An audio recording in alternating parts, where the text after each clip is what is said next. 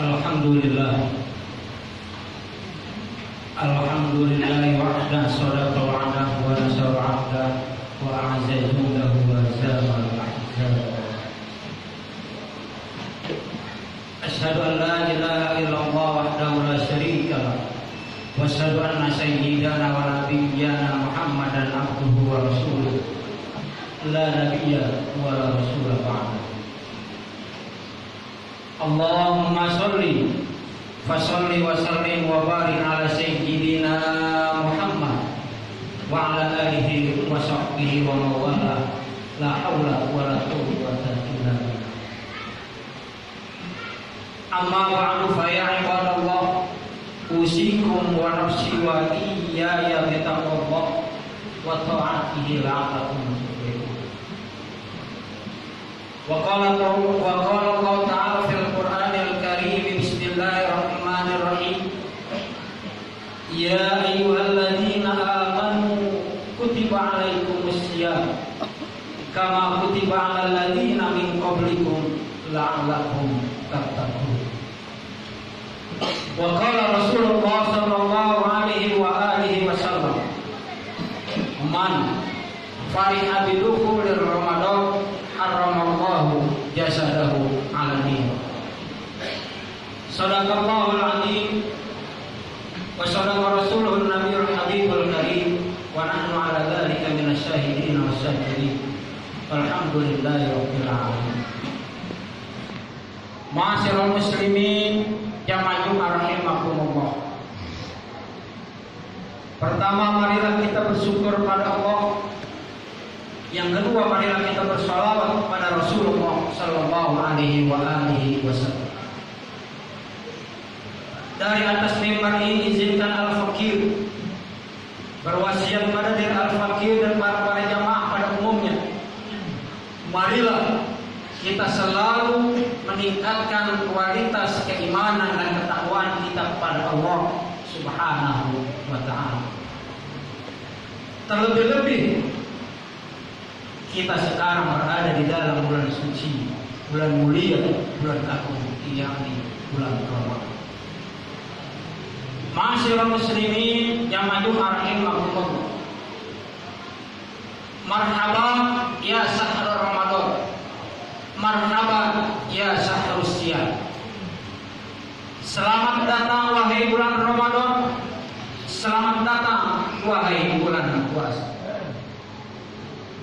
Alhamdulillah, pada hari yang sangat berbahagia ini, di bulan yang sangat mulia ini, di rumah Allah yang begitu sangat indah dan suci ini, kita wajib bersyukur, patut bersyukur kepada Allah. Kita masih bisa dipertemukan kembali dengan bulan yang begitu dahsyat, bulan yang begitu maha agung, bulan yang begitu maha mulia, yakni bulan Ramadan. Inilah kesempatan yang terbaik yang Allah berikan kepada kita, kenikmatan yang besar yang Allah turunkan kepada kita, karunia yang begitu agung yang Allah berikan kepada kita. Saudara, ma'asyiral muslimin jamaah Jumat rahimakumullah. Rasulullah sallallahu alaihi wa alihi wasallam pernah bersabda, sumu tasihku, berpuasalah niscaya kita pasti sehat. Alhamdulillah, detik ini, bulan ini, Jumat ini kita berada di dalam bulan yang begitu mulia, yang mana di dalam bulan ini merupakan bulan Ramadan. Allah wajibkan untuk kita berpuasa selama 1 bulan. Tujuan kita berpuasa agar menjadi manusia-manusia muttaqin, manusia-manusia yang selalu bertakwa kepada Allah Subhanahu wa ta'ala. Saudara, tadi sabda Nabi telah saya jelaskan, sumu tasihku, berpuasalah niscaya kita pasti sehat. Ini adalah ungkapan Nabi, ini adalah perkataan Rasul yang kata Allah Subhanahu wa ta'ala, Nabi tidak tidak mungkin berdusta, Nabi tidak mungkin berbohong, Nabi tidak mungkin berkhayal, Nabi tidak mungkin berfantasi ria. Sebab kata Allah, wa ma yantiqu 'anil hawa in huwa illa wahyun yuha. Sesuatu yang aku sampaikan kepadamu wahai Muhammad semata-mata itu merupakan wahyu dari Allah Subhanahu wa ta'ala. Oleh sebab itu kita wajib mengimani perkataan Rasulullah, sumu tasihu. Saudara, lalu yang menjadi pertanyaan, bagaimana caranya kita mendapatkan kualitas puasa kita agar benar-benar badan kita menjadi sehat walafiat? Pertama, Rasulullah menganjurkan kepada kita untuk berpuasa. Mungkin di antara kita banyak yang belum paham, banyak yang belum tahu bahwasanya syarat utama untuk menjalankan satu ibadah, baik mahdoh maupun ghair mahdoh, yakni niat.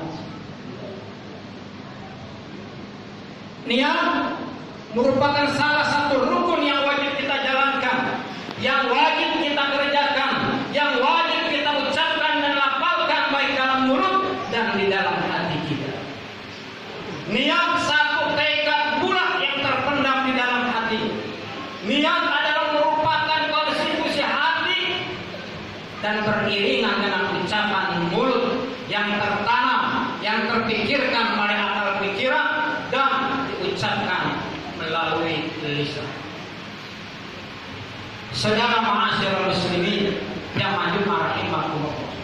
Makanya ketika kita melakukan ibadah kepada Allah, baik itu sholat, puasa, zakat, haji maupun ibadah-ibadah sunnah yang lainnya, kita diwajibkan untuk melakukan niat. Kita dirukunkan untuk melafalkan niat.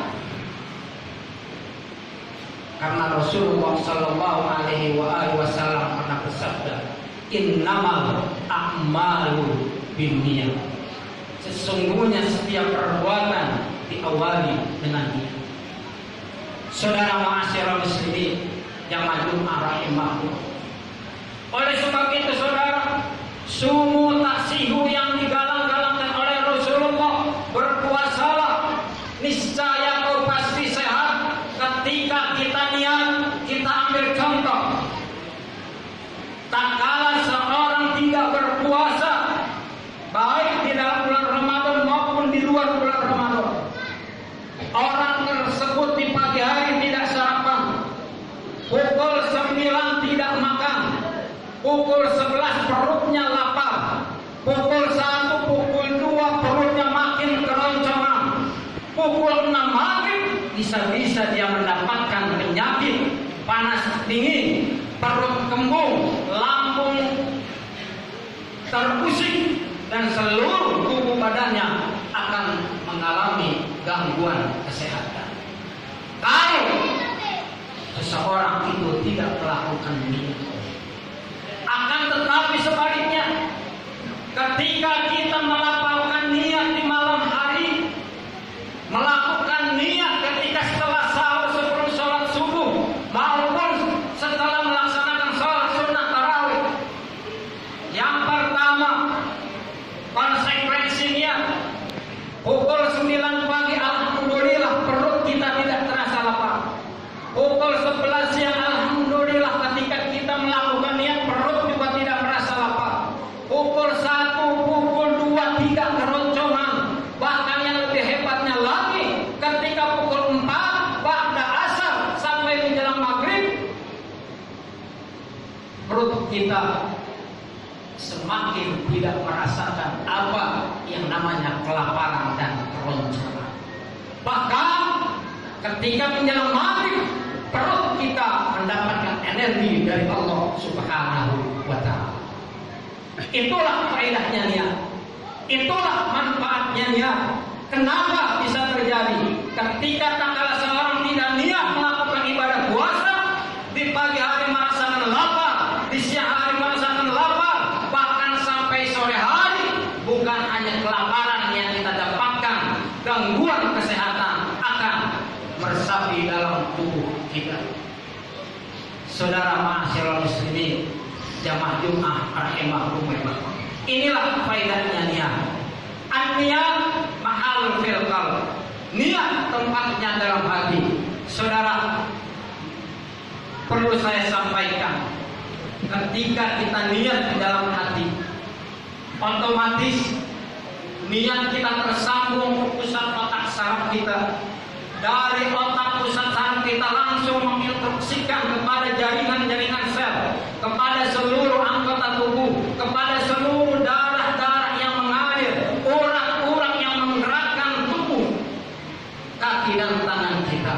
Pada detik itu juga menginstruksikan, wahai tubuh, wahai darah, wahai urat, siap-siaplah nanti di pagi hari kita selama 13 jam, 14 jam tidak akan mendapatkan asupan makanan, minuman, vitamin, bahkan karbohidrat. Oleh sebab itu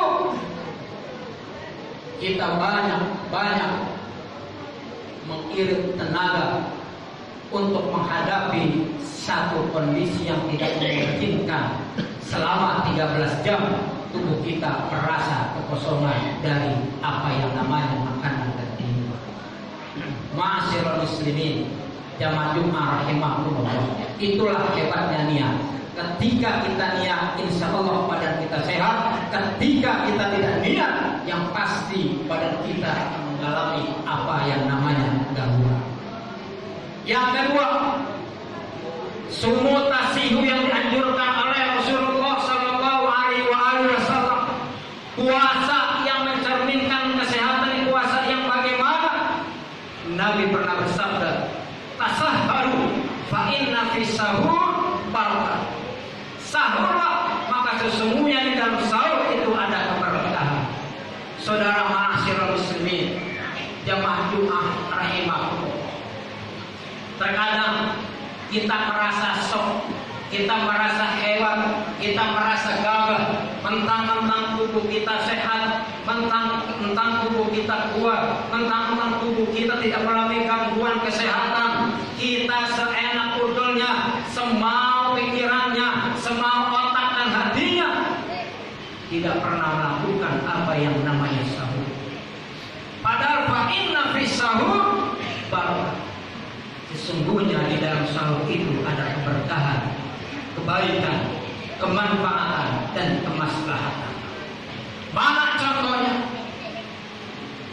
Saudara, tak kala kita pukul 9 malam atau pukul 21 kita tidur, tahu-tahu kita bangun pukul 4:30 menjelang sholat subuh. Kita tidak melakukan apa yang namanya sahur. Kita tidak melakukan apa yang namanya yang diperintahkan Rasulullah berupa kebaikan di dalam sahur. Langsung sholat subuh, otomatis tidak sempat lagi kita untuk melakukan sahur. Dari sholat subuh sampai sholat maghrib, kita menahan perut kosong selama 13 atau 14 jam. Ditambah lagi ketika kita tidur pukul 9 atau pukul 10 sampai pukul 4:30 sekitar 7 jam. Itu kondisi keadaan badan kita selama 1 hari, selama 20, selama 21 jam mengalami kekosongan karbohidrat, vitamin, makanan, dan minuman. Yang terjadi, perut kita tidak akan sehat. Yang terjadi, tubuh kita akan mengalami gangguan kesehatan. Akan tetapi, kalau kita sahur, kalau kita makan sebelum sholat subuh, minum sebelum sholat subuh, makan korma 1, 3, atau 5 sebelum sholat subuh, insya Allah kita hanya mengalami kekurangan kosongan kosong hampir 13 dan 14 jam, bukan 20 atau 21 jam. Yang terjadi tadi, kita awali dengan niat, kita awali dengan sahur, insya Allah perut kita akan menjadi sehat. Perut kita tidak akan mengalami gangguan kesehatan, dan pencernaan maupun lambung insya Allah mengalami kenormalan dalam pompa jantung yang ada dalam tubuh kita. Yang terakhir, ma'asyiral muslimin yang rahimakumullah. Sumut nasihu bagaimana yang dianjurkan oleh Rasulullah sallallahu alaihi wasallam. Nabi Muhammad sallallahu alaihi wasallam pernah bersabda, "La yazalun nas bi khairin ma ajrul iftar." Tidak ada mendapatkan kebaikan untuk seorang manusia kecuali dia menyegerakan untuk berbuka puasa. Oleh sebab itu, saya mengajak jangan mentang-mentang kali badan kita sehat, kuat, kita masih sanggup untuk menahan lapar 1 atau 2 jam setelah berbuka membuka maghrib mengumandangkan azan, kita masih menahan. Jangan sampai pernah ini terjadi dalam diri kita. Nabi